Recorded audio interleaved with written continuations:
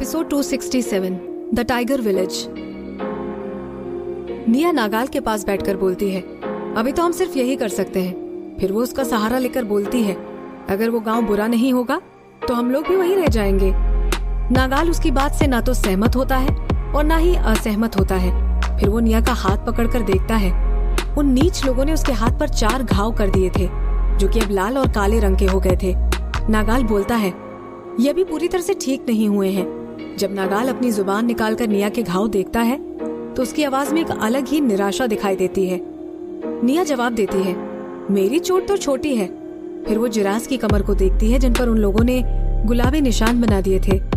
फिर निया पानी की तरफ जाती है और बोलती है, नील तुम्हें कैसा लग रहा है? निया के ऊपर की बॉडी किनारे पर थी। फिर वो अपनी पूंछ से पानी पर मारता है, जिसकी वजह से लहरें उठने लगती हैं। फिर वो बोलता है, जब तक पानी में हूँ ठीक रहूंगा। निया मुस्कुराती और फिर उत्साह से बोलती है, मुझे यही डर था। अब हमें जल्दी से कोई गांव ढूंढ लेना चाहिए। हम लोग हमेशा ही नदी के किनारे नहीं चल सकते हैं। नील के चेहरे के भाव बदल जाते हैं। वो अब जमीन पर देखता है तो उसे लगता है कि वो एक छोटे से लेक में है। निया मजाक करते हुए बोलती है, जमीन पर पानी है तो जब तुम सूख जाओ तो एक बार यहाँ मिट्टी में लोट लगा लेना। निया को उम्मीद नहीं थी कि नील उसकी बात पर एक क्षण के लिए विचार करेगा। फिर वो अपना सर हिलाते हुए बोलता है, मैं बाद में एक बार ये करके देखूंगा। ये सुनकर निया का मुंह बंद हो जाता है। निया जल्दी से अपना खाना खा लेती है। फिर जब उसका पेट भर जाता है और बच्चों को भी खाना खिला लेती है, उसके बाद वो उस लड़की को बुलाने गुफा में जाती है। निया बोलती है, जल्दी बाहर आओ, हम लोग तुम्हें किसी सुरक्षित जगह पर भेज देंगे। उस लड़की का शरीर फिर से कांपने लगता है। थोड़ी देर बाद वो अपना सर ऊपर करके निया की तरफ देखती है। उसकी पतली आंखों में उम्मीद की चमक दिखाई दे रही थी। निया उससे पूछती है, तुम्हारा नाम क्या है? तुम किस प्रजाति से हो? कुछ देर तक वो कोई जवाब नहीं देती है। नागाल दरवाजे पर खड़े खड़े ही अपना धैर्य खो रहा था। फिर निया उस लड़की को उठाने के लिए जिरास को बुलाती है। वो लड़की चीखने लगती है और जिरास को रोकती है। उसके थोड़ी देर बाद में वो खुद ही शांत हो जाती है। फिर वो लोग नदी को छोड़कर ऐसी किसी भी दिशा में चलने लगते हैं। नील ने इंसान का रूप ले लिया था और एनिमल स्किन भी लपेट ली थी। जब उनके साथ चल रहा था तो उसके चेहरे पर निराशा के भाव थे। निया नागाल के हाथों पर बैठी हुई थी। फिर उसकी नजर नील पर जाती है। जब उसे लगता है कि नील मरने वाला है तो वो आसमान में देखकर बोलती है, ये मयूर कहाँ है? ये सुनकर नागाल उसको गुस्से से देखता है तो निया अपने शब्दों को ठीक करती है, मेरा मतलब है कि वो मोर पशु मानव। तभी उसे पास में से मोर के बोलने की आवाज आने लगती है। थोड़ी ही देर बाद उसे एक बड़े पेड़ के पीछे से मोर का सर दिखाई देने लगता है। निया बोलती है, मयूर अगर तुम अभी नहीं जा रहे हो तो इधर आकर नील की मदद करो। नील तुरंत बोलता है, मुझे उसकी मदद की कोई जरूरत नहीं है। मयूर भी उस पेड़ के पीछे से चिल्लाता है और आने के लिए मना कर देता है। निया नील की तरफ देखकर बोलती है, नील तुम बहुत धीरे चल रहे हो। अगर तुम मेरी बात नहीं मान रहे हो तो तुम यहीं रह जाओ, हम लोग निकल जाते हैं। ये सुनकर नील चिल्लाता है, तुम मुझे छोड़ना चाहती हो? इसके बारे में तो सोचना भी मत। इतना बोलकर वो मयूर की तरफ जाने लगता है। वो देखकर निया को शांति मिलती है। निया जानती कि मयूर के अपने पशुमानव रूप में सबके सामने आने की हिम्मत नहीं होगी, क्योंकि उसके लगभग सारे पंख ही टूट चुके थे। इसीलिए उसका मन पीछे मुड़कर देखने का नहीं था। जब वो लोग बहुत दूर निकल जाते हैं तभी मयूर पेड़ से उड़ने लगता है। फिर वो नील को अपने ऊपर बैठाता है और निया का पीछा करने लगता है। उनकी यात्रा लगातार 3 दिन तक चलती है। तभी आखिरकार जिरास को भी गांव की खुशबू आती है। ये तो चीतों का गांव है। वो लोग गांव में आने के बाद अपने पैरों के निशान नहीं हटा पाए थे, इसीलिए वो जल्दी ही पकड़े जाते हैं। चीते दहाड़ते हैं। उनकी दहाड़ पूरे जंगल में गूंजने लगती है। तभी वहाँ एक साथ 10 चीते आ जाते हैं। तभी निया को पता चलता है कि जिस लड़की को जिरास ने उठा रखा था वो रिएक्शन दे रही थी। वो जल्दी से उसे सांत्वना देने लगती है, तुम डरो मत, हम लोग यहाँ पहुँच गए, अब कोई भी तुम्हें नुकसान नहीं पहुँचा सकता। जैसे ही वो रुकते हैं नील पीछे से पकड़ा जाता है।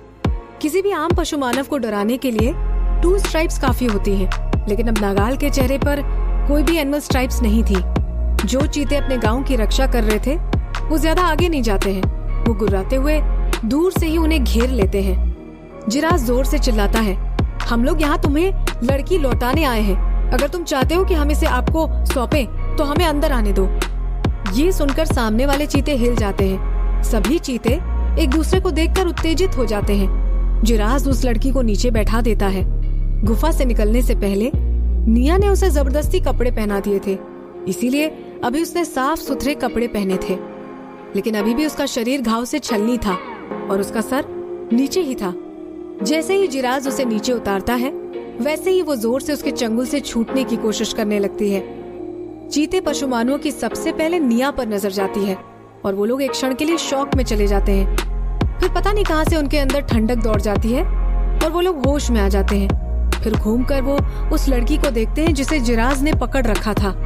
फिर अचानक से दहाड़ते हुए एक चीता जिराज पर छलांग मारता है। निया और जिराज दोनों ने ही नहीं सोचा था कि उन पर ऐसे अचानक से हमला हो जाएगा। तभी जिराज अपने चमकते हुए प्रतिबिंब के साथ पलक झपकते ही पेड़ पर चढ़ जाता है, लेकिन उस लड़की को चीता पशुमानव छीन लेता है।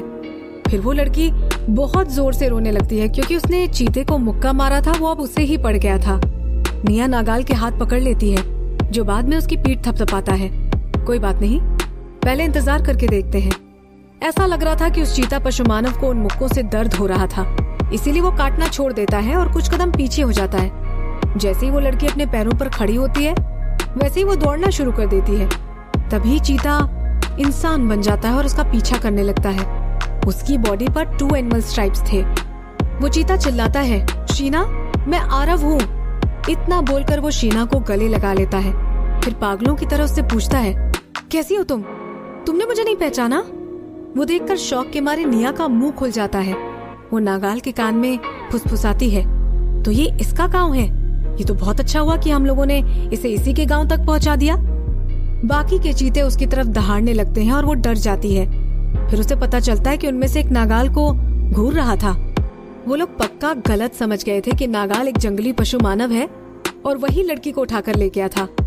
जैसे ही निया के दिमाग में ये बात आती है, वो तुरंत ही सबको समझाने लगती है, हमें गलत मत समझना, हम लोगों ने इसे दूसरे पशु मानवों से बचाया है। ये तो मेरा साथी है, ये तुम्हारी लड़की को नहीं छीनेगा। चीता पशु मानव को इस बात पर शक हो रहा था। उनकी आंखों में जो सावधानी दिखाई दे रही थी, वो एक ही बार में खत्म नहीं होती है। निया अपना बायां पैर उठाकर बोलती है, देखो, ये इसका निशान है। वो चीता इंसान बन जाता है। नागाल निया के सामने खड़ा था, तो वो निया का सर अपने चेस्ट पर दबा लेता है। वो बोलता है, तुमने एक जंगली पशु मानव को चुन लिया। उस चीता पशु मानव की टोन में अविश्वास और निराशा दिखाई दे रही थी। वो आगे बोलता है, तुम्हें पता है ये लोग कितने निर्दयी होते हैं? भले ही शीना को इसने नहीं उठाया होगा, लेकिन फिर भी उसे किसी जंगली पशु मानव ने ही उठाया था। देखो अभी वो किस हालत में है। वो सिर्फ आधे महीने से ही लापता थी और वो इतनी पतली हो गई है कि पहली नजर में तो हम इसे पहचान ही नहीं पाए। शीना को चीता पशु मानव आरव ने गले लगा रखा था। शीना धीरे धीरे शांत होकर उसकी बाहों में ही सिकुड़ जाती है। वो घबराई हुई लग रही थी। जब निया उस चीता पशु मानव के मुंह से नागाल के लिए ऐसी बात सुनती है, तो उसे गुस्सा आने लगता है। वैसे उनके लिए इस गांव में रुकना जरूरी भी नहीं था। निया को लग रहा था कि उसे कुछ चीजें क्लियर कर देनी चाहिए। निया बोलती है, जंगली पशु मानव में कुछ अच्छे साथी भी हैं। इसका उदाहरण मेरा साथी है। फिर वो शीना को देखते हुए बोलती है, वैसे उसे किसी जंगली पशु मानव ने नहीं उठाया था, बल्कि वो कोई 5 अलग अलग प्रजाति के पशु मानव थे, जिनको उनके साथियों ने छोड़ रखा था। चीता पशु मानव उसी वक्त उसकी बात का खंडन कर देता है। ये नामुमकिन है। जिन पशु मानवों का रिश्ता एक बार खत्म हो जाता है, वो दूसरी बार किसी के साथ नहीं बना सकते। उन्हें किसी और को उठाने से कोई फर्क नहीं पड़ता है। निया बोलती है, ये नामुमकिन क्यों है? उसके बदले में निया उनसे पूछना चाहती थी कि जिस दुनिया में वो है, वहाँ पर पति पत्नी का रिश्ता नहीं होता है, लेकिन फिर भी वहाँ लोग जोड़े में क्यों होते हैं? तभी उसके बैग में रखे हुए कप्स म्याऊं म्याऊं करने लगते हैं, ताकि उनकी मम्मी को पता चल जाए कि उन्हें भूख लगी है। अब निया उस चीता पशु मानव से झगड़े के मूड में नहीं थी। फिर वो अपने बैग पर हल्के से थपथपाते हुए शांति से बोलती है, बच्चों थोड़ी देर शांत रहो। साथ ही वो नागाल को बोलती है, चलो। नागाल वहाँ से चलने को ही था कि अचानक आरव शीना को गले लगाते हुए बोलता है, रुको, शीना को बचाने के लिए धन्यवाद। अगर तुम लोगों के पास रहने के लिए कोई जगह नहीं है, तो तुम लोग हमारे गांव में रह सकते हो। तभी अचानक दूसरा पशु मानव उसकी बात से असहमत होकर दहाड़ता है, आरव? वो आगे बोलता है, इस लड़की का साथी एक जंगली पशु मानव है।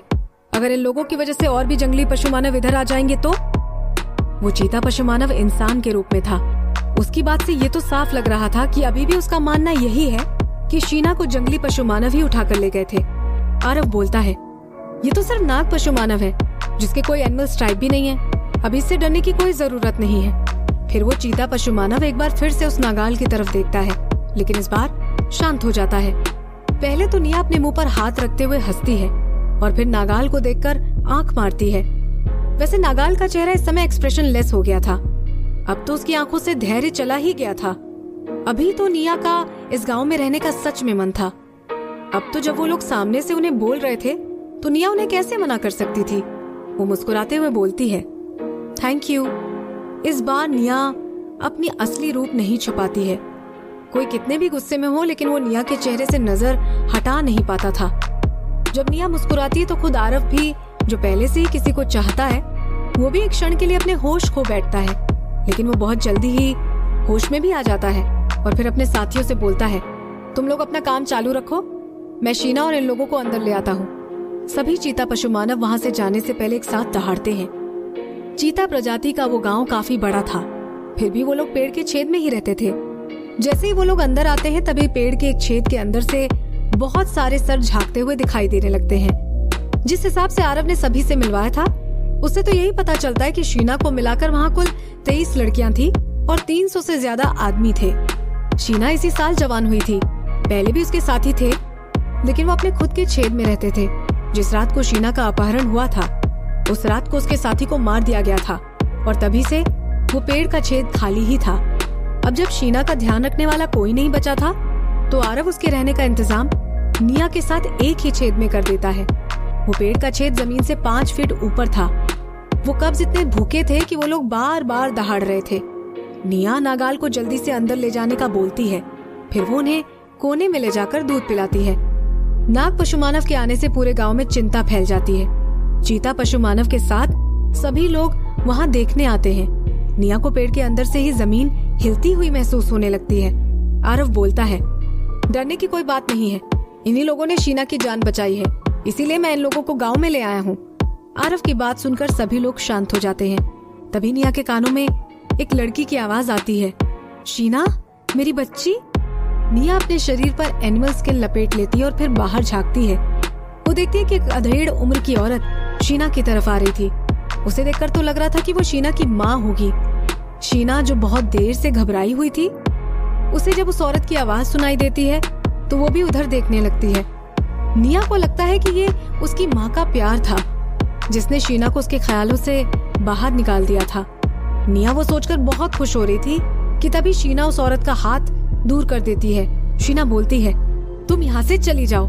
फिर वो आरव के पीछे छुपकर बहुत जोर से चीखती है। वो अचानक से रोने लगती है। निया को उसकी सिसकियों में इस बार पहले से ज्यादा दर्द महसूस हो रहा था। वो अधेड़ उम्र की औरत ये सब देखकर आश्चर्य में पड़ जाती है। शीना? आरव शीना को जोर से गले लगा लेता है और फिर उसकी पीठ थपथपाते हुए बहलाने की कोशिश करता है। सब ठीक हो जाएगा, अब जब तुम वापस आ गई हो तो अब तुम्हें कोई भी परेशान नहीं करेगा, डरो मत, वो तुम्हारी माँ है। शीना अपना चेहरा घुमाकर उस औरत की तरफ नफरत की निगाहों से देखने लगती है। शीना बोलती है, ये वही है जिसके साथी ने मेरा अपहरण किया था।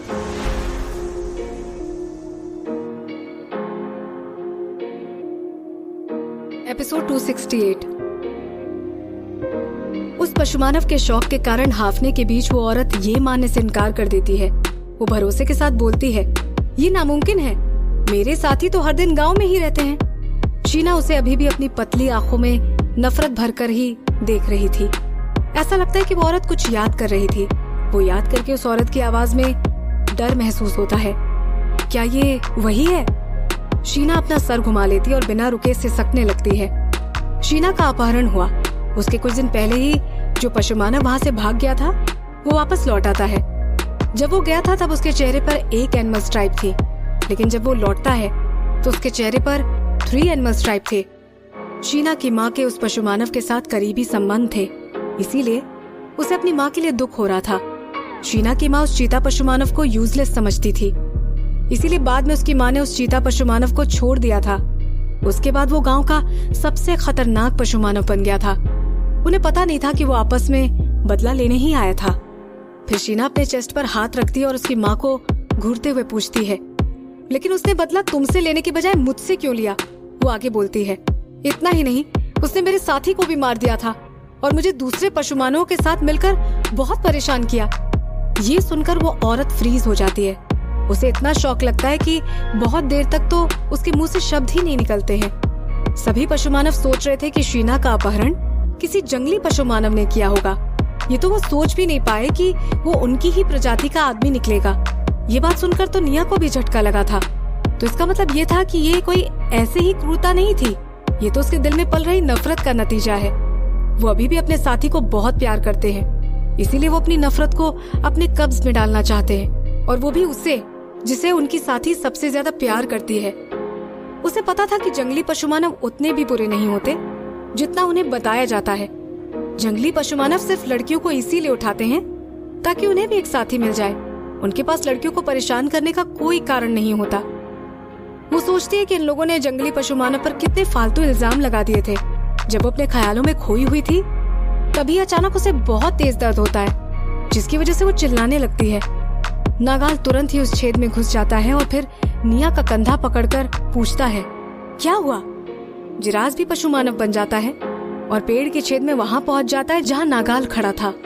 निया का चेहरा बिल्कुल सिकुड़कर बन की तरह हो जाता है और वो बड़े कप के सर पर मार देती है। निया बोलती है, शांत रहो, तुमने मम्मी को कितनी जोर से काटा, मुझे बहुत दर्द हो रहा है। नागाल उस कप का सर झटके से अलग कर देता है और जिराफ भी उसका मुंह खोलने के लिए अपना हाथ आगे करता है। फिर दोनों मिल जाते हैं और एक साथ उसका मुंह खोलने की कोशिश करते हैं। वो देखकर निया का चेहरा लाल हो जाता है। निया मुस्कुराते हुए बोलती है, ये तुम लोग क्या कर रहे हो? अभी तो उसका पेट भी नहीं भरा है। फिर वो जिराफ के हाथ पर मारकर उसे अलग कर देती है। नागाल बोलता है, मुझे थोड़ा देखने दो। वो निया को विरोध करने का समय ही नहीं देता। वो बिना देखे ही निया का हाथ अलग कर देता है। अचानक निया को कुछ होता है और उसकी आंखें चमक उठती हैं। क्या बड़े कप के दांत आ गए हैं? बड़े कप को अभी भी नागाल ने ही पकड़ रखा था। वो दहाड़ता है और जबरदस्ती अपनी बॉडी घुमाकर निया से दूध पिलाने को बोलता है। निया उस कप के दांत देखने जा रही थी कि तभी नागाल उसके बहुत करीब पहुंच जाता है। नागाल अपनी पतली और लंबी जुबान निकालकर खून लगा हुआ दूध चाट लेता है। अचानक निया के दिमाग में कुछ आता है और उसका कोमल चेहरा टमाटर की तरह लाल हो जाता है। जब उसके बच्चे पीते हैं तब उसे कुछ भी महसूस नहीं होता, लेकिन अब जब नागाल वही कर रहा था तो निया की भी धड़कनें बढ़ जाती हैं। उसकी पूरी स्किन भी गुलाबी हो जाती है। फिर नागाल अपनी जीभ को पीछे कर लेता है और अपने होठ को चाटने लगता है। ऐसा लग रहा था कि वो स्वाद ले रहा था। तब जाकर निया शांत होती है। वो नागाल के चेहरे पर चाटा मारकर उसे दूर कर देती है। निया कांपते हुए बोलती है, तुम ऐसा कैसे कर सकते हो? नागाल पूछता है, तुम किस चीज की बात कर रही हो? नागाल अपना मुंह साइड करके इतना मासूम चेहरा बनाकर बोलता है कि निया को ऐसा लगता है कि वो बिना बात के ही चिल्ला रही थी। निया बोलती है, तुम ये बच्चों के लिए है, तुम। निया अपनी भावनाओं को शब्दों में नहीं बोल पाती है और अपने कपड़े ऊपर कर लेती है। वो देखकर जिराफ को जलन होती है। वो आगे आकर बोलता है, मैं तुम्हारी मदद करता हूँ, मैं इससे भी ज्यादा अच्छे से लिख करूंगा ताकि तुम्हारे घाव जल्दी से भर जाए। उसकी बात सुनकर निया को इतनी शर्म आ रही थी कि उसका मन हो रहा था कि वो एक गड्ढा खोदे और उसमें अपने मुंह को छुपा ले। वो अपना पैर उठाकर उसे लात मार देती है। यहाँ से निकल जाओ, सभी लोग यहाँ से चले जाओ। उस छोटे से पेड़ के छेद में बहुत गुस्से वाला माहौल हो जाता है। निया को अचानक महसूस होता है कि कोई उसे देख रहा है और वो बाहर झांकने लगती है।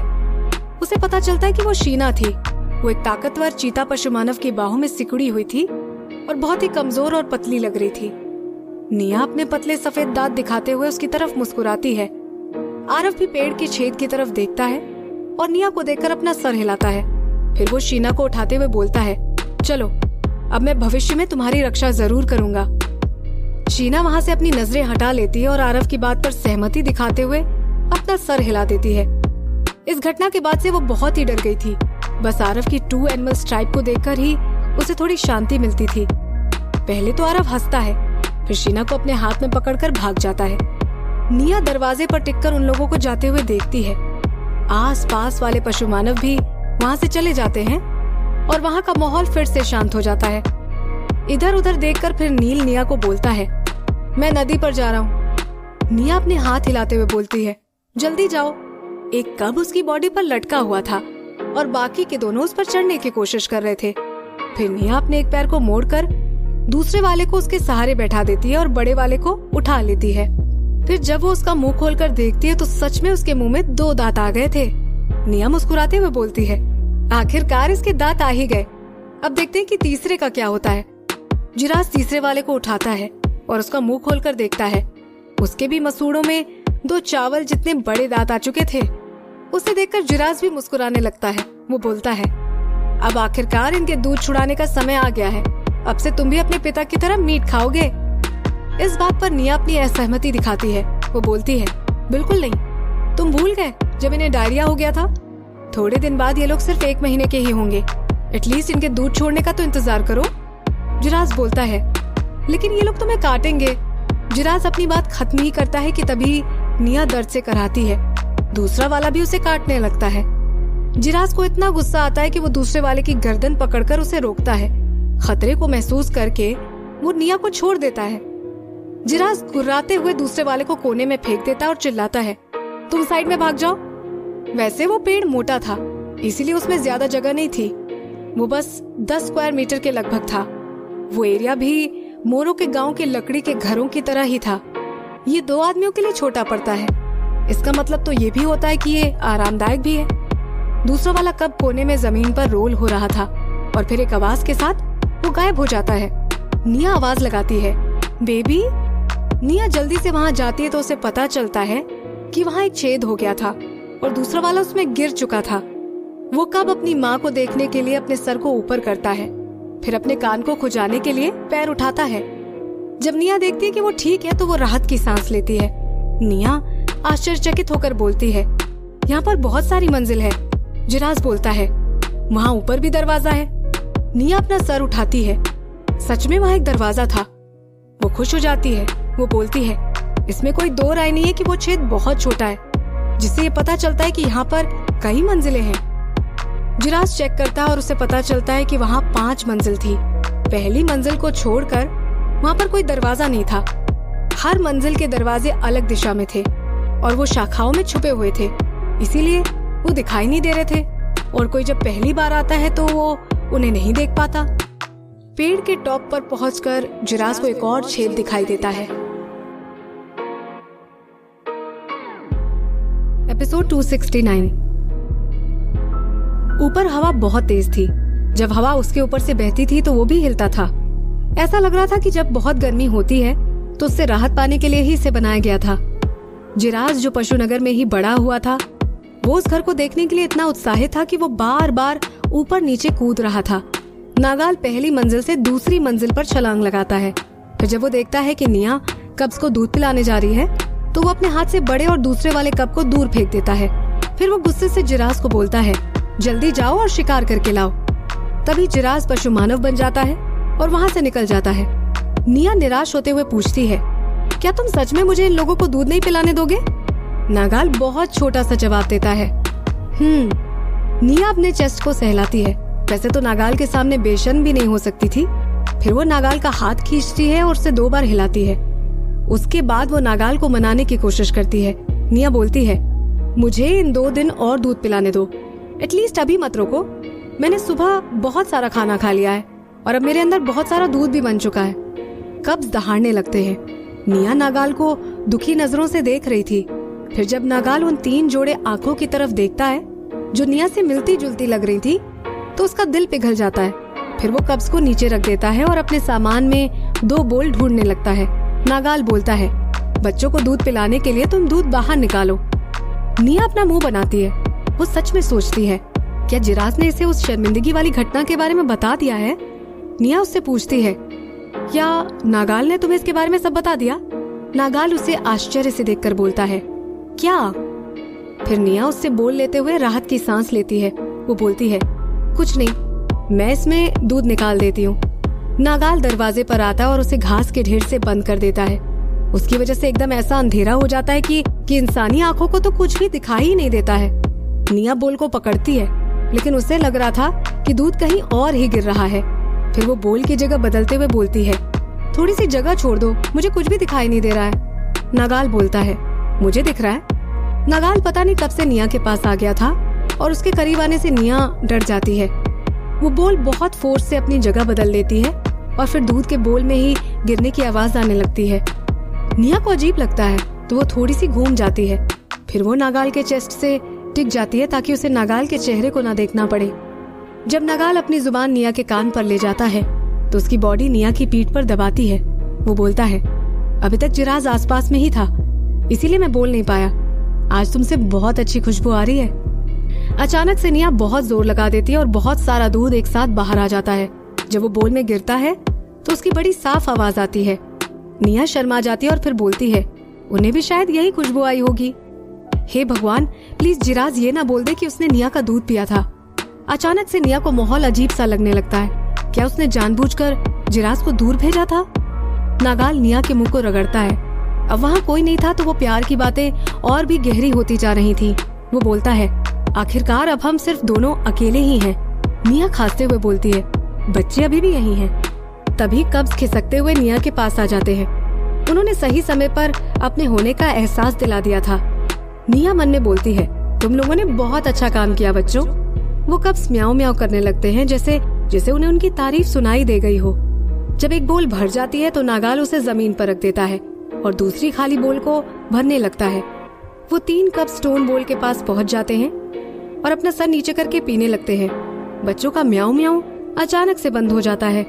निया मन में बोलती है, इन भूखे बच्चों ने अपनी माँ के सामने दूध को ही चुना। नागाल पूछता है, जब से तुमने इन कब्स को जन्म दिया है तब से तुम हीट में नहीं गई हो, है ना? निया सच बोलती है, नहीं, मैंने सुना है कि जब कोई दूध पिलाता है तो तब तक उसे पीरियड्स नहीं आते हैं। ओह, पीरियड वही जिसे तुम लोग हीट बोलते हो? हमारी दुनिया में हम लोग इसे पीरियड बोलते हैं। तो जब तक मैं इन्हें दूध पिलाना बंद नहीं करूंगी तब तक मैं हीट में नहीं जाऊंगी। नागाल धीरे से बोलता है, अच्छा है, इन्हें थोड़े और दिन दूध पीने दो। वो सुनकर निया भी खुश हो जाती है। क्या ये परेशानी इतनी आसानी से खत्म हो गई थी? लेकिन फिर ये अच्छा है से उसका क्या मतलब था? वैसे बहुत जल्द ही निया को उसके सवाल का जवाब भी मिल गया। जब उसके पैरों पर ठंडा ठंडा लगना शुरू हुआ, नागाल अपने हाथ को उसके पैरों पर फेर रहा था। निया डर कर रोने लगती है। उसकी सांसें भी बढ़ जाती हैं। वो पूछती है, ये तुम क्या कर रहे हो? जब तक वो पूछती है तब तक उसके हाथ ऊपर तक जा चुके थे। नागाल बोलता है, हम नाग पशु मानवों का कंसेप्शन रेट बहुत ज्यादा होता है। हम लोग एक ही बार करेंगे और तुम प्रेग्नेंट हो जाओगी। जब भी तुम जिराज के साथ मीटिंग करती हो तो मुझे बहुत जलन होती है। वो सुनकर निया सोच में पड़ जाती है। जलन? तो हमें देखकर इसे ये महसूस होता है? अगर ये बात है तो फिर निया को आज नागाल की इच्छा से सहमत होना पड़ेगा। उसे बच्चों को जन्म दिए हुए भी 1 महीना हो चुका था और अब तो उसका कन्फाइनमेंट पीरियड भी खत्म हो चुका था। निया बोलती है, ठीक है, पहले मुझे अपना काम खत्म कर लेने दो। वो अपनी बात पूरी करे उसके पहले उसे चुप होना पड़ता है। नागाल उसे किस करने लगता है। फिर वो उसके होठों के बीच में अपनी जीभ को भी ले जाता है। तब निया अपना मुंह बंद कर लेती है और जोर से दबा देती है। उसके ऐसा करने से नागाल और भी ज्यादा उत्साहित हो जाता है। अब वो किस और भी ज्यादा उत्साह से भर कर रहा था। वो बोल को अलग रख देता है और फिर निया को जमीन पर बैठा देता है। अचानक से गर्म करंट उसके चेस्ट पर से दौड़ता है, जिसकी वजह से वो अपने ख्यालों से बाहर आ जाती है। एक हाथ से वो अपने चेस्ट को ढक लेती है और फिर दुखी होते हुए बोलती है, हे भगवान, कितनी बर्बादी हो रही है। फिर नागाल उसे घुमाते हुए मुस्कुराता है। कब्ज ने अपना एक बोल खाली कर दिया था और अब वो दूसरे की तरफ बढ़ रहे थे। नागाल वो खाली बोल उठाता है और निया के नीचे रख देता है। वो निया का हाथ हटा देता है और फिर से बोल में दूध गिरने की आवाजें आने लगती हैं। तीसरा कप जिसे उन लोगों ने अलग कर दिया था, जब उसे दूध की खुशबू आती है तो वो उधर ही दौड़ता है। उसे नागाल दूर कर देता है। फिर वो थोड़ी कलाबाजियां दिखाने के बाद रुक जाता है। अब तीसरे वाले के पास कोई विकल्प नहीं था। अब उसे खाने के लिए अपने भाइयों से ही लड़ना पड़ेगा। थोड़ी देर बाद आवाज आना बंद हो जाती है।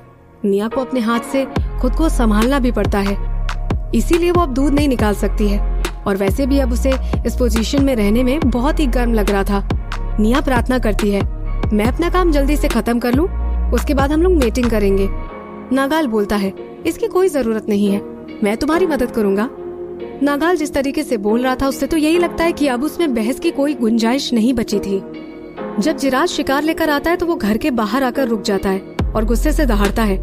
उस पेड़ को काफी देर तक घूरने के बाद वो भारी कदमों से आगे बढ़ने लगता है। वो शिकार को नीचे रख देता है। आसमान में चंद्रमा था और जमीन पर कोहरा था। जंगल को अपनी शांति वापस मिल चुकी थी।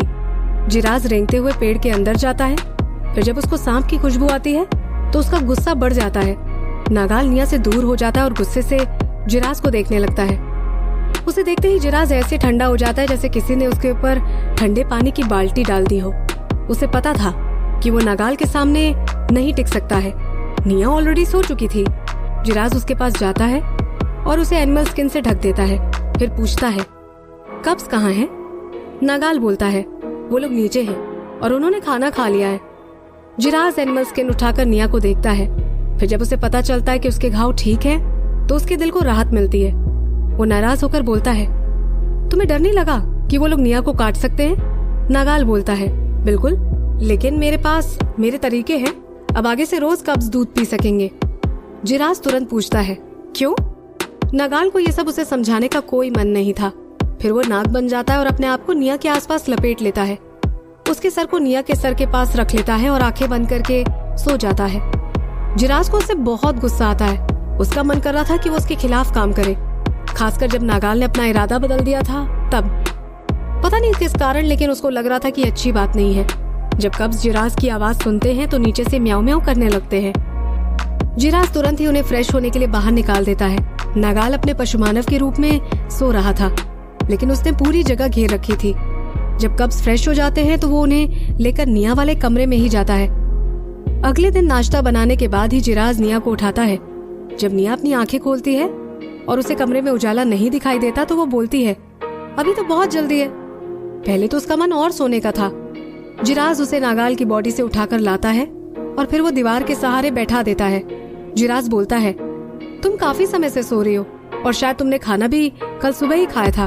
उठो और पहले कुछ खा लो, उसके बाद चाहो तो तुम सो जाना। जब वो सनलाइट में आती है तो उसकी आंखें छोटी हो जाती हैं और अब उसे लगता है कि वो जाग गई है। अब उसे सूंघने की क्षमता भी वापस आ गई थी। निया बोलती है, अरे उजाला तो हो गया है, कितनी अच्छी खुशबू आ रही है। आज क्या बनाया तुमने? जिराज मुस्कुराते हुए बोलता है, बर्ड सूप, और मैंने उसमें तुम्हारे पसंदीदा मशरूम भी डाले हैं। इतना बोलकर वो बोल को निया के पास रख देता है। नागाल भी कई दिनों से सो रहा था। शोर से उसकी नींद खुल जाती है और वो धुंधली नजर से निया को देखने लगता है।